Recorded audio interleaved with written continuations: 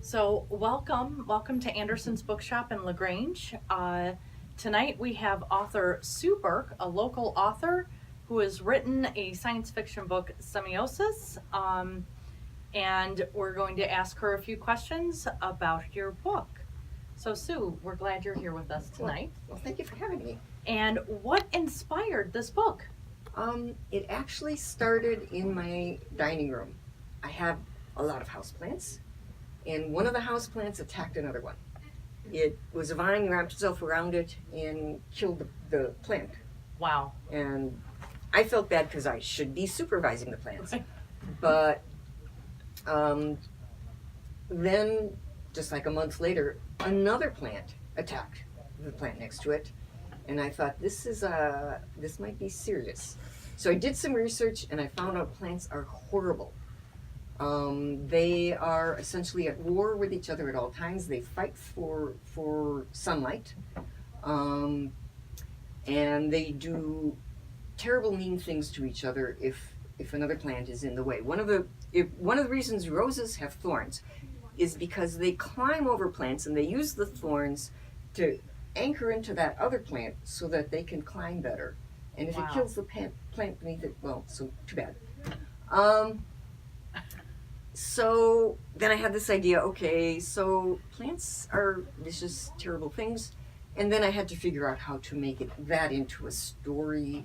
And not all plants are bad. Sometimes they work together, sometimes they don't. So if I put the people on another planet, where maybe the plants not only can do everything they do on Earth, but they can think, then what would happen? Wow, that is fascinating. I'm going to be looking at my houseplants in a whole different light now. And keeping them separate. Yes. Mm-hmm. For sure. Why is there a different point of view character in each chapter of your book?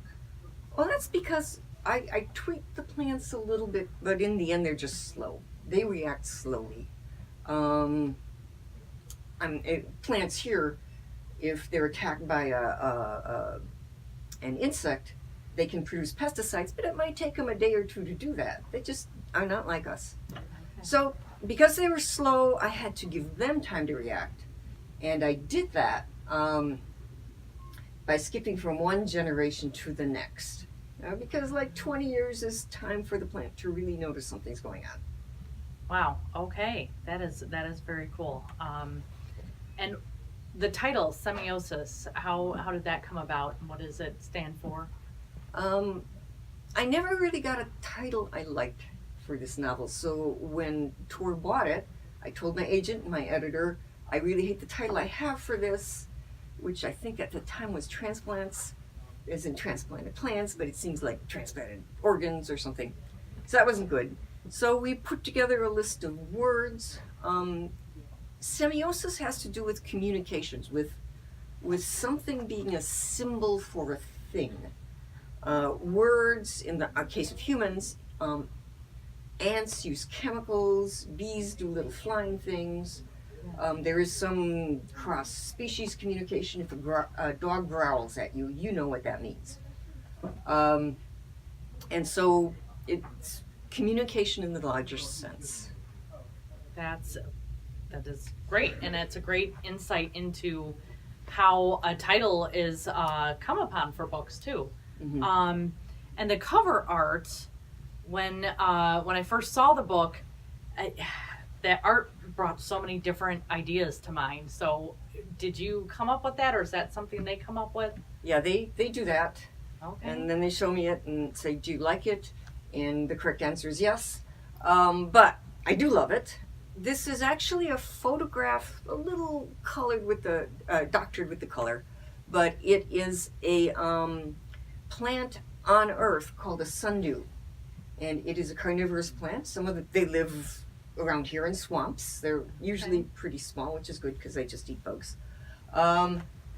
And those little sparkly dots on it are all glue, nice sweet glue. So a bug comes by, he tastes the glue, and by the time he notices that it's stuck, it's too late, and he's lunch.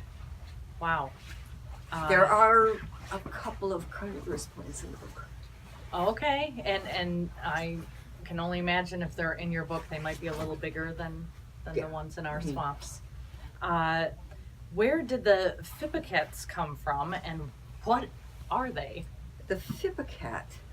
When I was starting to write this book, my sister-in-law, this was around Christmas time, and she came home from this cookie making party with this sort of cat or rabbit-like shaped cookie with little pink ears and green sprinkles on it, and it was her childhood imaginary animal. And she described it to me, it's maybe the size of a cat or a bunny, and it hops and it does things. And I said, can I borrow it for my book? And she said yes. And so there's Thibaux Cats. There's also Thibaux Lions. And they do interesting things. Thibaux Cats are some of the least serious creatures you will ever meet. This has all the makings. I already have like animation in my mind of what they look like. Oh, they're so cute. And delicious. It's hard to get food sometime on that planet. Yes, Like yes. Oh my goodness. And there's a passing reference to a poop plant. Is there such a thing, or did that come strictly from your imagination? Nope, there's a real thing. There's a plant in Madagascar. It's called the Euphorbia decari. And I've actually seen it. It's a desert-like climate on most of that island. And so the plants go into dormancy in the summer. And this particular plant, because it's the desert and there's a lot of things running around looking for anything to eat. This plant, it just goes down to its stems, the leaves all fall off, and the stems look sort of grayish, brownish, and like old weathered feces.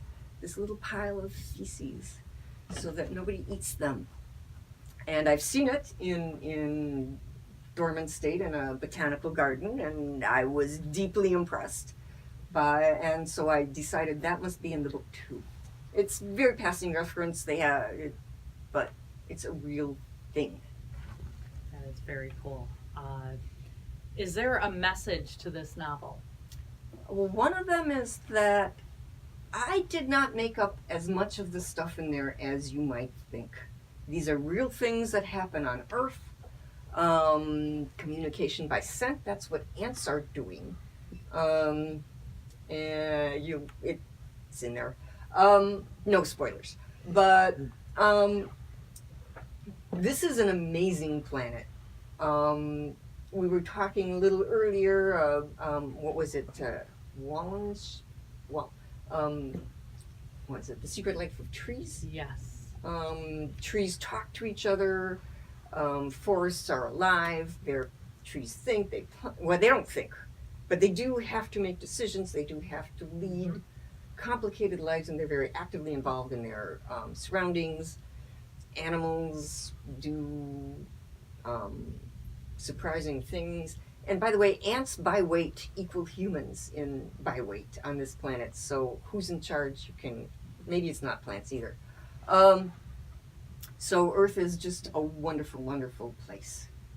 We like to think we're in charge, but based on the very beginning of this conversation where your houseplants were attacking each other, I am certainly going to go home and move the ones away from my bed.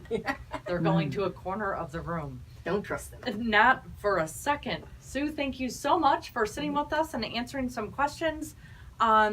She's going to talk to us a little more about her book, but there will be autographed copies available at all the Andersons locations. So stop in and get one. It's going to be a fascinating read.